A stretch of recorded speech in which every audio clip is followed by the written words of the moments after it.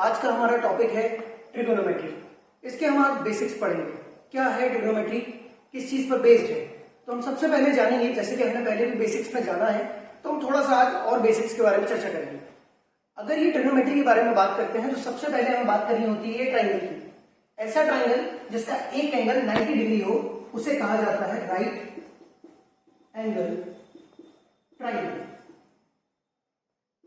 Okay, अब ये जो राइट एंगल ट्राइंगल है, इस राइट एंगल ट्राइंगल के अंदर हमें देखना होगा कि पाइथागोरस के थ्योरम के अकॉर्डिंग, पाइथागोरस थ्योरम क्या है, हम जानते हैं कि हाइपोटेनस का square is equal to base का स्क्वायर प्लस परपेंडिकुलर का स्क्वायर। ये हमको बताया था पाइथागोरस ने। ओके, अब पाइथागोरस के अकॉर्डिंग अगर ये चीज है, कहां हाइपोटेनस होगा, ये सबसे बड़े एंगल के सामने वाली साइड को हम हाइपोटेनस बोलते हैं। ओके, और ये जो एंगल हमारा होगा मेन, उसके सामने वाली लाइन को हम बोलते हैं परपेंडिकुलर, और ये नीचे वाला होता है बेस। ओके, तो हमें ये ध्यान रखना होगा, ये हमारी हाइपोटेनस 90 डिग्री के एंगल की सबसे बड़ी लाइन होती है, ये सामने वाली। ओके, एंड ये जो एंगल सी है हमारा, उसके सामने वाली लाइन कहलाती है परपेंडिकुलर, और ये नीचे होगा बेस। हमें ये ध्यान रखना होगा कि चीजों के एंगल बदलेंगे तो उनके रेशियो भी चेंज होंगे।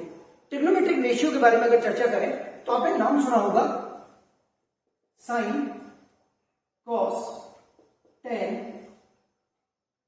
Cosec, sec and cot.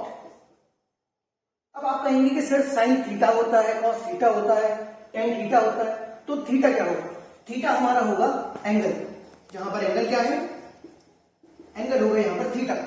But सबसे पहले हम उससे अगर समझें, अगर यहां हम थीटा का नाम ना देते, अगर हम एंगल को थीटा ना रिकॉल करते, तो हम इस एंगल को बोलते हैं एंगल सी। ओके, सो हम यहां पर लिख सकते हैं कि angle C is equal to theta degree. Okay, चलिए तो हम यहां पर नाम दे देते हैं sine theta, cos theta, tan theta, cosec theta, sec theta and cot theta. अब इनके जो ट्रिग्नोमेट्रिक रेशियो हैं, उनको याद करने के लिए हमें थोड़े से ट्रिक का इस्तेमाल करना होगा। हिंदी मीडियम और इंग्लिश मीडियम दोनों के लिए बताऊंगा, बने रहिए। चलिए, तो हिंदी मीडियम के लिए हम पढ़ेंगे LAL KKA, and English medium के लिए हम पढ़ेंगे PBP HHB। कुछ लोग शॉर्टकट को याद करने के लिए भी कुछ लाइंस बना देते हैं, तो ऐसे ही लाइन में हम समझे, हिंदी मीडियम वाले उसको पढ़ते हैं लाल बटे का। ठीक है, क्योंकि हाइपोटेनस को यहां पर बोला जाता है कर्ल। हिंदी में लिख देता हूं मैं, कर्ल, लंब और आधार। सो ये है लंब, आधार, लंब, कर्ल, कर्ल, आधार। लेकिन हम इसको याद कैसे करते हैं? लाल बटे का। ओके, अब अगर हम यही इंग्लिश मीडियम के अकॉर्डिंग पढ़ा जाए, तो इंग्लिश मीडियम में हम पढ़ते हैं PBP HHB, यानी कि perpendicular base, perpendicular hypotenuse, hypotenuse base.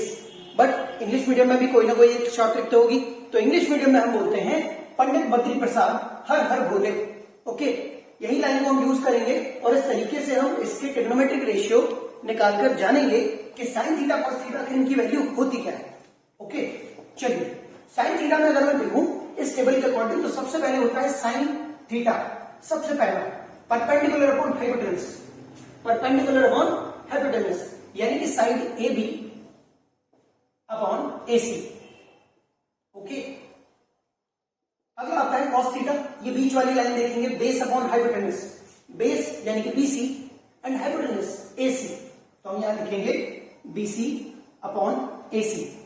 And then tan theta, यहां पर हम टेन थीटा को अगर देखें तो हम जानेंगे कि तीसरी वाली point perpendicular upon base. Okay, perpendicular क्या है? परपेंडिकुलर है AB, परपेंडिकुलर है AB अपॉन बेस क्या है? बेस है आपका BC। अब बात आती है कि सर आपने तीन ये बता दिए, आगे के तीन का क्या होगा? तो जस्ट अपोजिट होते हैं। हम नीचे से देखेंगे, अब साइन का उल्टा कॉसेक होता है, कॉस का उल्टा सेक होता है, एंड टेन का अपोजिट कॉट होता है। अगर हम इनको रेशियो चेंज कर दें, चाहे तो यहां से इंटरचेंज कर दीजिए, चाहे यहां से इंटरचेंज कर दीजिए, इनकी वैल्यूज यहां पर आ जाएंगी। चलिए देखते हैं, समझते हैं। कॉसेक थीटा को हम लिख सकते हैं AB अपॉन AC का उल्टा, तो हम यहां लिख देंगे AC अपॉन AB। इसके बाद हम देखें कॉस थीटा। कॉस थीटा के लिए हम लिखेंगे बीसी अपॉन एसी का उल्टा, यानी कि AC upon BC. Then cot theta में हम लिखेंगे एबी अपॉन बीसी का उल्टा, यानी कि tan का उल्टा BC upon AB. Okay, so got it. हमारी ये लाइंस आ गई हैं, बट हम इनका यूज कैसे करेंगे? तो चलिए, अभी तो हमने ये सब जाना, अभी हम इसको यहां से हटाते हैं एंड हम इस जगह पर अब लेते हैं हाइपोटेनस, परपेंडिकुलर और बेस की हम वैल्यू रखते हैं। फॉर एग्जांपल, अगर मैंने हाइपोटेनस की बेस की वैल्यू रखी है 4 एंड इसकी वैल्यू मैंने रखी है 3, ओके, तो हम लगाते हैं Pythagoras theorem. According to Pythagoras theorem, triangle ABC के अंदर क्या होगा? इन ट्रायंगल एबीसी हाइपोटेनस का square is equal to base का स्क्वायर प्लस परपेंडिकुलर का स्क्वायर। ओके, तो परपेंडिकुलर का स्क्वायर निकालिए, ये हाइपोटेनस का स्क्वायर निकालेंगे, हम क्या करेंगे?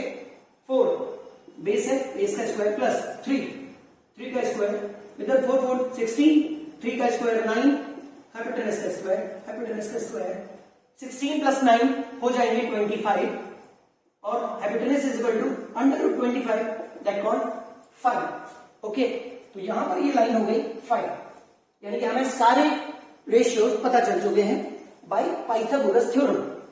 चलिए, अब हम पता करते हैं कि साइन थीटा की वैल्यू होगी कितनी। साइन थीटा की वैल्यू उसके अकॉर्डिंग एबी अपॉन एसी, यानी कि ये हो जाएगा 3/5। फिर हम देखें बीसी जिसकी वैल्यू 4 है, एसी जिसकी वैल्यू 5 है, तो हमारे पास थीटा की वैल्यू आ गई 4/5। चलिए, अब हम देखते हैं टेन थीटा की वैल्यू क्या होगी? एबी अपॉन बीसी, यानी कि 3/4। देन कॉसेक थीटा, हम जानते हैं इसको हम उल्टा भी कर सकते हैं और यहां से भी निकाल सकते हैं, लाइक हाइपोटेनस अपॉन परपेंडिकुलर, उल्टा साइन का उल्टा कॉसेक होता है। तो hypotenuse upon perpendicular, hypotenuse upon perpendicular 5/3, जो कि उल्टा है 3/5 का, तो हम यहां लिख सकते हैं डायरेक्ट 5/3। कॉस का उल्टा सेक होता है, ट्रांसफर करेंगे 5/4 एंड देन कॉट, tan का उल्टा कॉट होता है 3/4 का, हम उल्टा लिख सकते हैं 4/3। ओके, सो इस तरीके से एक ट्रिग्नोमेट्री के चैप्टर में हम पता कर सकते हैं कि राइट एंगल ट्रायंगल में किस तरीके से पाइथागोरस थ्योरम के अकॉर्डिंग हम हाइपोटेनस, बेस या परपेंडिकुलर को निकाल सकते हैं। और इसी के साथ में हम ये भी पता कर सकते हैं कि जो ट्रिग्नोमेट्रिक बेस रेशियो होते हैं, जैसे हम आजकल इंस्टाग्राम पर देखते हैं कि साइन थीटा, कॉस थीटा, इसके पढ़ के क्या होगा, तो अगर किसी ट्रिग्नोमेट्रिक ट्रायंगल, अगर किसी ट्रायंगल, राइट एंगल ट्रायंगल के अंदर हमें ट्रिग्नोमेट्रिक रेशियो निकालने होंगे तो हम इन रेशियोज का इस्तेमाल करते हैं।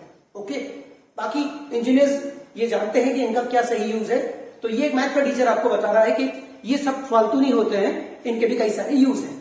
आगे हम चर्चा करेंगे। Thank you so much.